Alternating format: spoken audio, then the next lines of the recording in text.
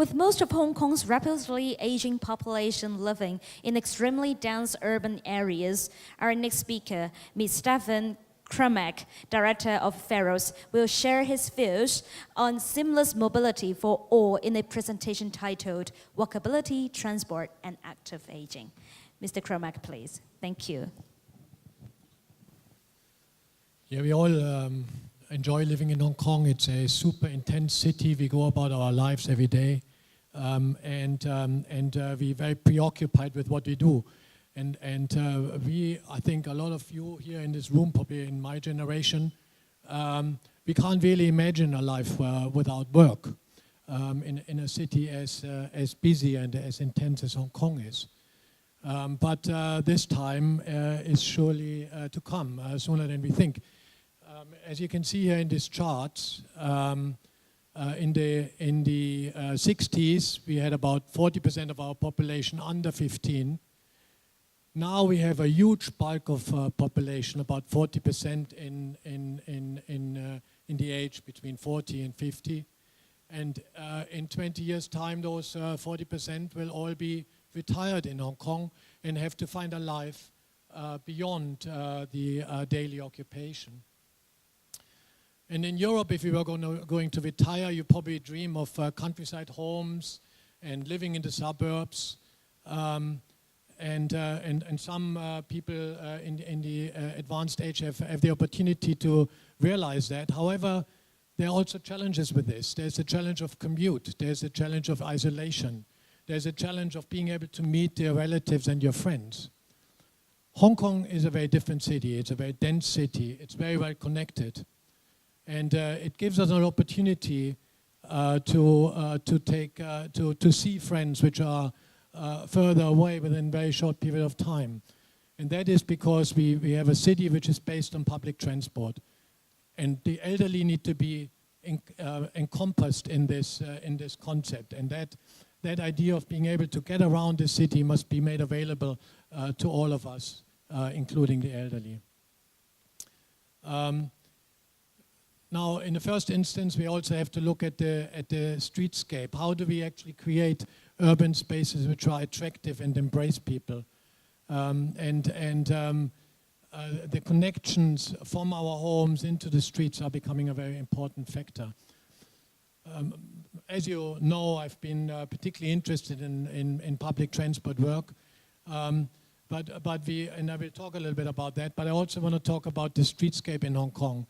90% of people in Hong Kong use the streetscape, but the streetscape is compressed, is small. It doesn't allow for big moves. We need to find ways to make the streetscape attractive within the constraints we have in Hong Kong.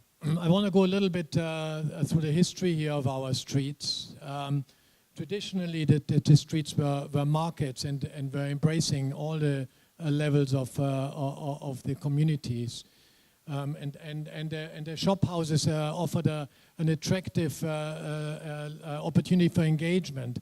We had covered walkways, we had different experiences when walking along the shop houses, and that made it interesting to be in the streets. Then with the newer technology in the 60s, the opportunities to create taller buildings was created, and some of the shop houses had to give way. And whilst these pencil-like buildings might have been seen as foreign objects, they actually were still in line with the overall concept of this urban model, and they still allowed for continuous streetscape. They still allowed an active realm on the street level. But then in the 90s, a new generation of development was created where much bigger developers came on board and managed to obtain much bigger parcels of land, and they created isolated developments which were predominantly inwards looking. And with these inwards looking developments, we also had to create an elevated network of connections from one of these developments to the other, and the streets became isolated and people turned their back to streets. And here are some of the examples in Tsim Kwan O, and in other parts of Hong Kong, where this idea of internalizing the street into malls resulted in really deserted neighborhoods. And with this idea of segregating people and traffic, and this idea of elevating the people onto footbridges, there became also increasing challenges for people with disabilities or elderly people, because they have to walk great distances on these isolated pieces of urban interventions. And even though lifts were now integrated into these bridges, they are still not positive contributors to the urban realm. In London, for example, the underpaths were seen to be not desirable ways to cross streets. And many of them have been removed in the last 20 years. And you can see where there is an opportunity for people to cross the street, they would do it, even though that might not be the proper way of crossing. And you see that in Hong Kong a lot as well. And in Hong Kong, to avoid people from crossing streets, we have now barriers along the street frontages.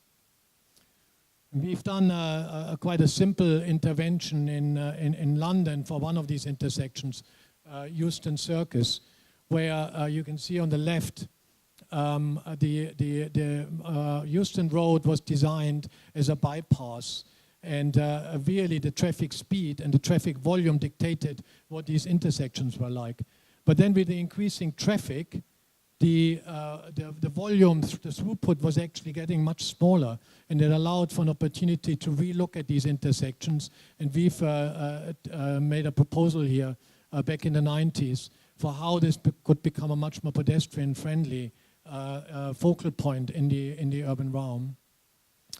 And whilst not exactly what we had been proposing was implemented, you can see this has actually been taken on by the government, and the crossings became much more manageable. The lanes are much narrower. People of all ages have a much easier time to negotiate this intersection now. So I've been mentioning in Hong Kong that our streets are very narrow. We don't have the luxury to introduce a lot of freedom, but we need to have a minimum width of pavements. We're still working up to now on projects in Hong Kong where the pavements get narrowed down and the road space get widened to allow for better traffic flow.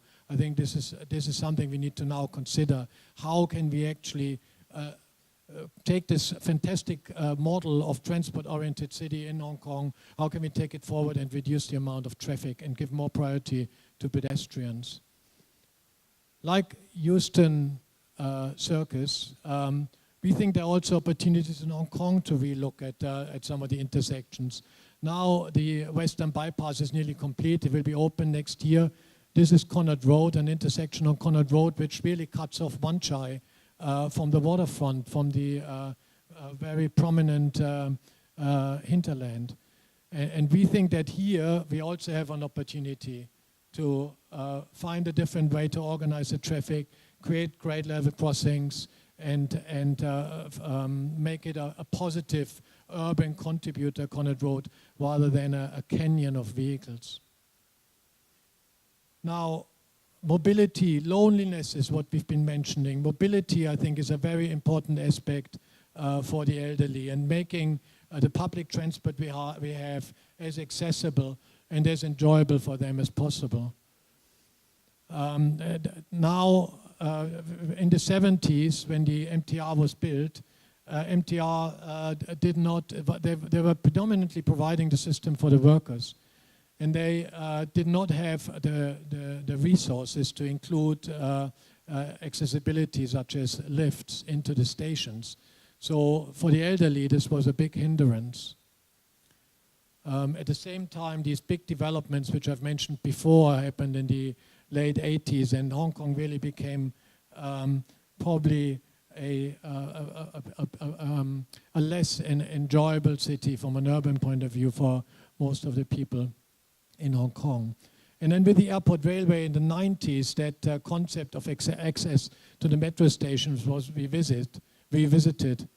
And most stations, an opportunity was looked for to integrate vertical transportation. And This here, for example, is Kowloon Station, where the vertical transportation became a focal point in the stations, not only a means for getting up and down.